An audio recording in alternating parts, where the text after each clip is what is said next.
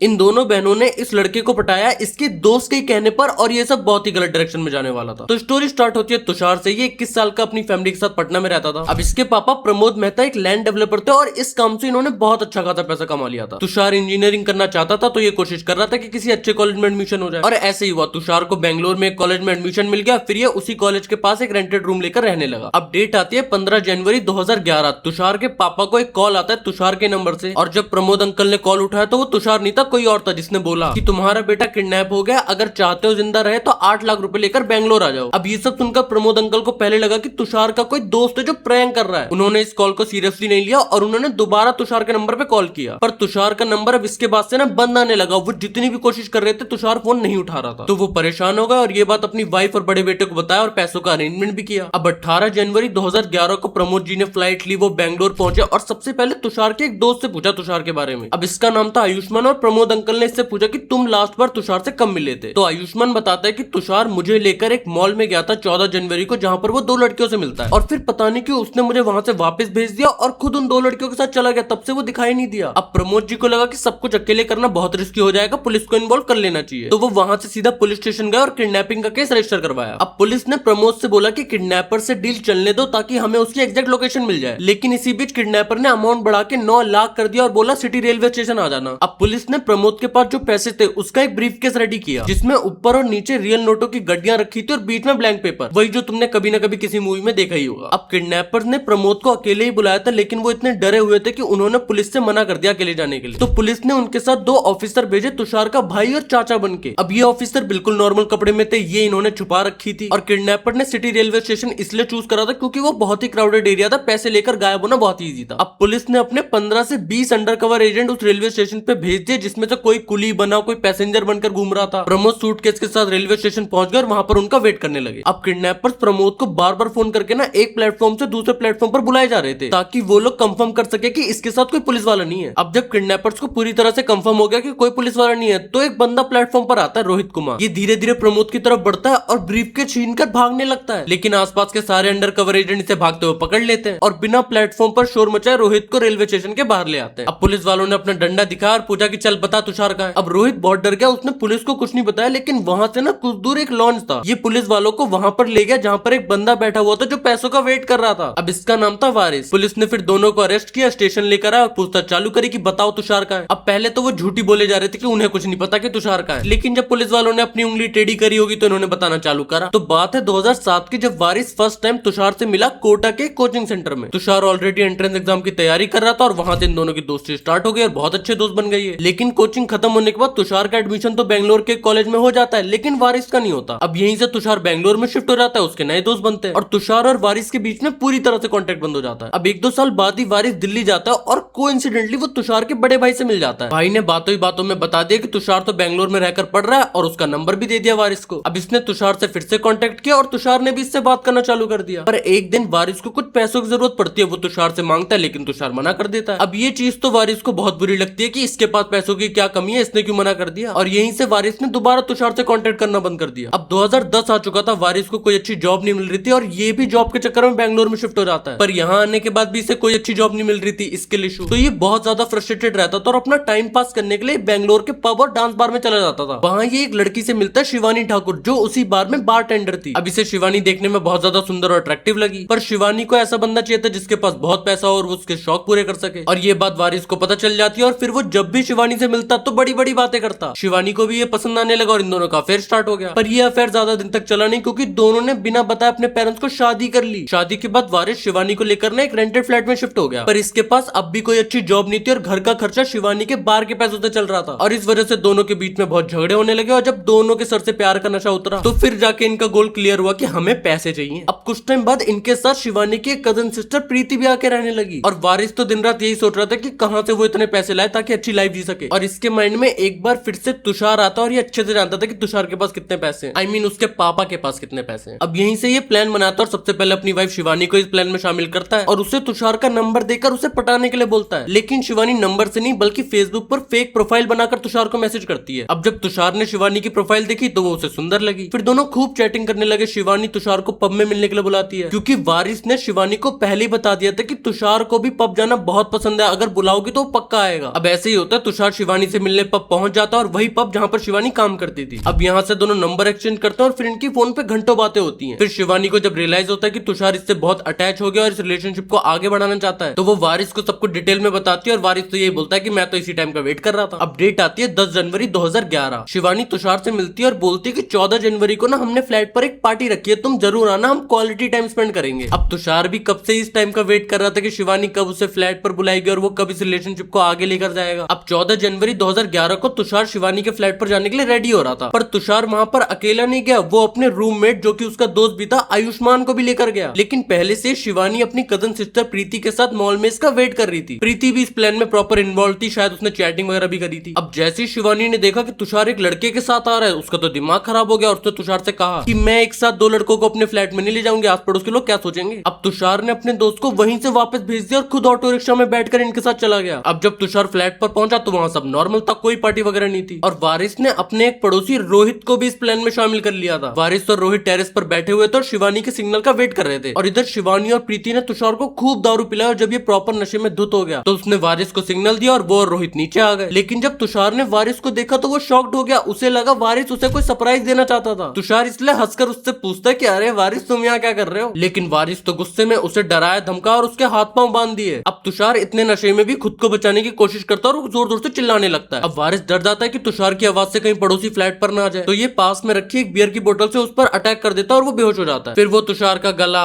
अब इसके बाद ये लोग तुषार के पास रखे मोबाइल, वॉलेट और उसकी वॉच निकालते हैं, फिर उसे एक बैग में डालते हैं और रोहित और वारिस स्कूटी में वो बैग लेकर कहीं जाकर फेंक देते हैं सुनसान जगह पर। अब ये पूरी स्टोरी सुनने के बाद पुलिस वारिस और रोहित को उस जगह पर लेकर गई और प्रमोद तो अपने बेटे को देखकर बहुत जोर जोर से रोने लगे। बाकी नवंबर 2014 में चारों को, वारिस, रोहित, प्रीति और शिवानी, इनको लाइफ इंप्रिजमेंट के साथ सुनाई गई। खैर इस केस को लेकर तुम्हारे क्या थॉट्स और ओपिनियन है प्लीज कमेंट में देना मत भूलना और ऐसी स्टोरी टेलिंग के साथ और अलग अलग केसेस सुनने के लिए प्लीज फॉलो कर लेना और कमेंट तो कर ही देना, रीच आती है।